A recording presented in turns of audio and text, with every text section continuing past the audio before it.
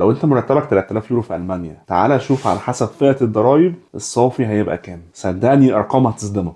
في المانيا في 6 فئات ضرايب. الفئه رقم واحد الناس السناجل اللي مش متجوزين، ودي تسيب لك حوالي 2030 يورو صافي. الفئه الثانيه دي للسنجل ماذر او للسنجل فازر، يعني معاك اطفال بس بتربيهم لوحدك، دي احسن شويه، هتاخد صافي 2100. الفئه الثالثه دي اللي انت تكون متجوز بس بتقبض اكتر من شريك حياتك، الصافي بتاعك هيبقى 2360 يورو. الفئه الرابعه دي للمتجوزين اللي بيقبضوا زي بعض، مرتبهم قريبين من بعض، الصافي بتاعهم هيبقى 2030 يورو. الفئه الخامسه وهي الفئه اللي الشخص المتزوج بس بيقبض اقل، فدي هتاخد انت 1760 يورو. اما الفئه السادسه دي لو انت بتشتغل شغل اضافي، يعني ال 3000 يورو اللي انت بتقبضهم دوت شغل اضافي مش الشغل الاساسي بتاعك، فدي اسوأ فئه، 1640 يورو صافي هيطلع لك. عشان كده تختار الاشتار كلاسة الفئة الضريبية مهم جدا في ألمانيا، لأن الفرق ما بين الفئة والتانية بمئات اليوروهات، هتوفرهم انت في جيبك. شاركني تحت المعلومة دي أفادتك ولا لأ؟ مستني الكومنت الجميل. سلام.